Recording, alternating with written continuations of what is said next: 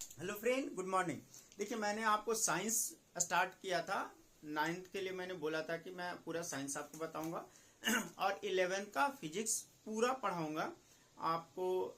Start तो करेंगे NCERT से और एससी वर्मा दोनों से, लेकिन नीट और जेई एडवांस तक आपको अच्छे से कंप्लीट कर देंगे उसी में। आज मैं एकदम बिगिनिंग से फिजिक्स को स्टार्ट करने वाला हूँ कि देखिए व्हाट इज फिजिक्स, फिजिक्स कहते किसको मैंने पहले ही बता दिया था। इसमें भी देखिए मैं 2 बुक फॉलो करने जा रहा हूँ, ये कंसेप्ट ऑफ फिजिक्स, ठीक है, और इसमें भी आपका जो ये दिया है वो इंट्रोडक्शन टू फिजिक्स करके ही दिया है, ठीक है। और यहीं से आगे थोड़ा सा बताया व्हाट इज फिजिक्स, फिर वो fundamental quantity, derive quantity, unit clear कर दिया है। अगर एनसीईआरटी की बात करें, ये हम लोग का फिजिक्स है, एनसीईआरटी फिजिक्स पार्ट 1। इसमें भी हम लोग का पहले क्या दिया है, फर्स्ट जो है फिजिकल वर्ल्ड, जो सिलेबस से शायद हटा दिया है, इसमें भी वही है। पहले हम लोग का साइंस को डिफाइन किया है, फिर साइंटिस्ट के बारे में दिया है, कौन आविष्कार के, मान लीजिए कि कूलम्स ला, दो सेम चार्ज रिपेल करेगा, 2 अपोजिट चार्ज हम लोग को अट्रैक्ट करेगा, ये कौन बताया, कूलम्स बताए।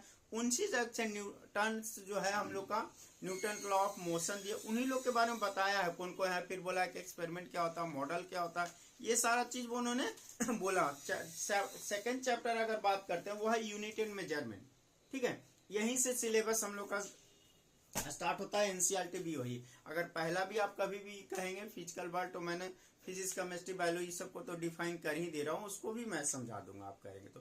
लेकिन हमारा जो स्टार्ट होता है वो यूनिट एंड डायमेंशन से होता है। तो ये हम अक्सर यूनिट एंड डायमेंशन करके पढ़ाते हैं। आपका एनसीईआरटी बुक है यूनिट्स एंड मेजरमेंट करके, तो मैं चैप्टर का नाम वही लिख के चाह रहा हूँ, unit and dimension, and dimension.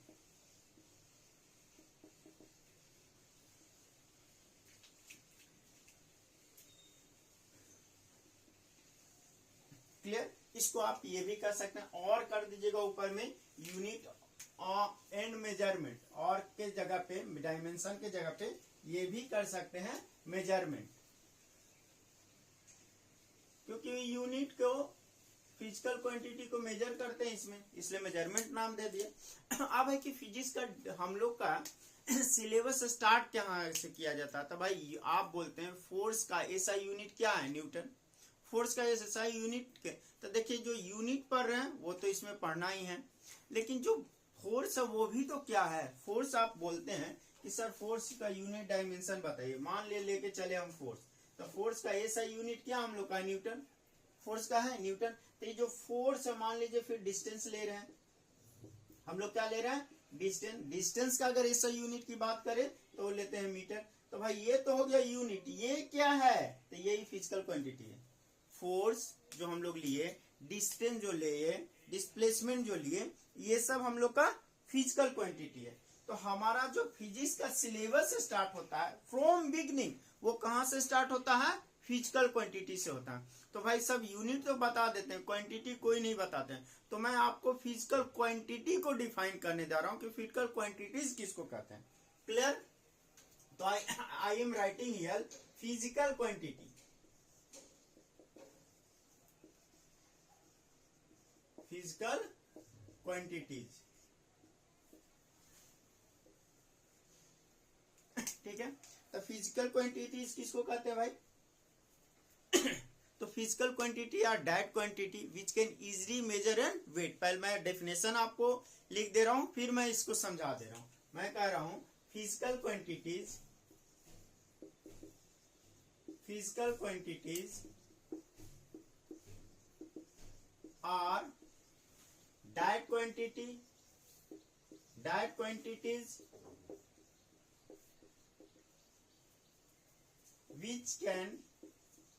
which can easily measure, माने आसानी से उसको हम लोग मेजर कर सकते हैं, वेट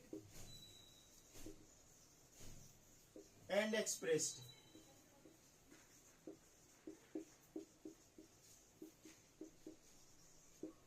क्लियर। देखिए मेजर, आप एक बात बताओ मुझे, आप कहीं से जा रहे हो, माने आप अपने स्कूल से और अपने घर आ रहे हो, और वहां आप स्कूटी से या बाइक से आपके पापा लेके आ रहे हैं या आप खुद भी आ रहे हो, तो भाई 3 से 5 किलोमीटर होगा, 3 से, तो वो उसमें स्पीडोमीटर में दिखते रहता है कि नहीं, तो आपने मेजर कर लिया, आपने स्पीड को स्पीडोमीटर से इजीली मेजर कर लिया। स्पीड क्या था? Physical quantity. स्पीड क्या है? Physical quantity.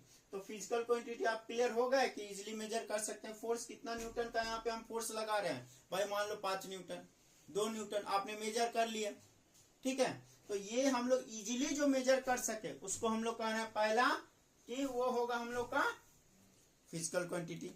सेकंड हम लोग ले रहे हैं वेट। मान लीजिए यहाँ पे एक रूप है, यहां से एक हम ब्लॉक लगा दिए, एक बॉडी ले लिए हैं, ठीक है, जिसका मास हम लोग का एम है, जिसका मास है एम है, तो नीचे तो वेट लगेगा, यस और नो। अब वेट का फॉर्मूला क्या पड़े? W equal to M into G, M into G. इसको जो हम लोग कैपिटल एम लिए थे, यहाँ भी कैपिटल एम ले लेते हैं। यहाँ जो एम है इसका मास हम लोग ले रहे हैं 10 केजी। मास क्या ले रहे हैं हम लोग? 10 केजी। तो वेट जो निकालेंगे, वेट इक्वल टू क्या हो जाएगा? M into G. एम है 10 और ये होता है 9.8, 9.8, तो ये हम लोग का क्या हो जाएगा? 98 हो जाएगा कि नहीं, ठीक है। अब वेट का भी ऐसा यूनिट क्या होता है? न्यूटन। तो कितना वेट लगा रहा है अर्थ द्वारा इस बॉडी पे, कितना हो रहा है? 98 न्यूटन। इजिली मेजर नहीं कर लिए ठीक है। तो वेट भी। अब हम आते हैं वर्ड एक्सप्रेस पे। तो मैं ये कहूंगा कि आप डिफिनेशन लिख लीजिए, तो मैं ये कर देता हूं, रफ कर देता हूं,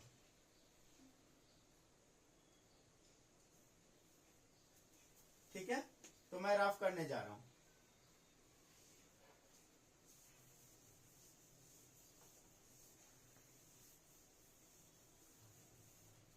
भाई दो बात आप समझ गए कि जिसको इजीली मेजर कर सके उसको कहे वेट कर सके, उसको आप कह रहे हैं एक्सप्रेस।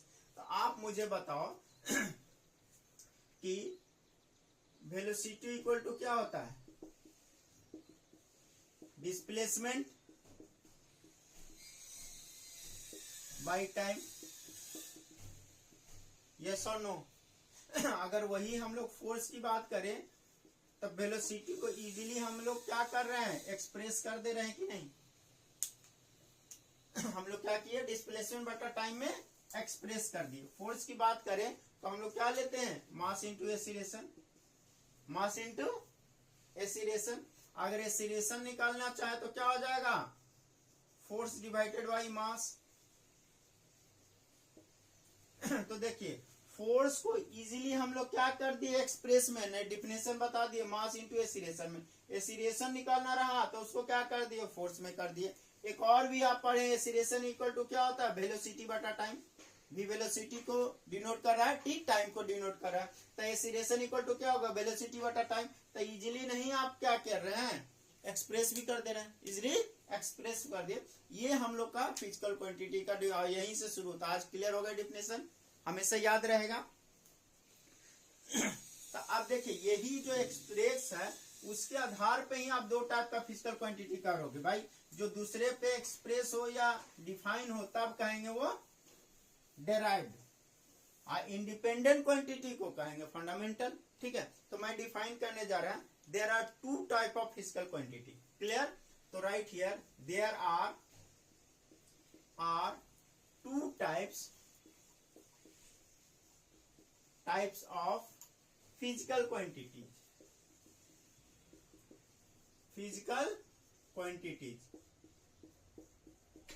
ठीक है।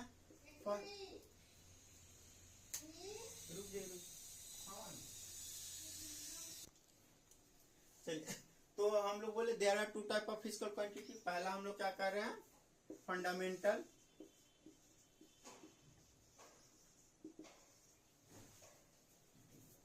क्वांटिटीज,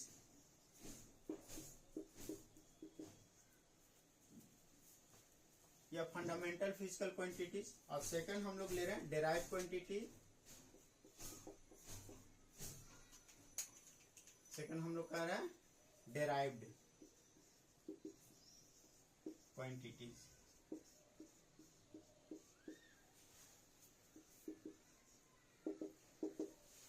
ठीक है। फंडामेंटल क्वांटिटीज और derived quantity. There are two type physical quantity. First one is fundamental quantities और second one is derived quantity. ठीक है तो यहाँ पे कंप्लीट हो गया.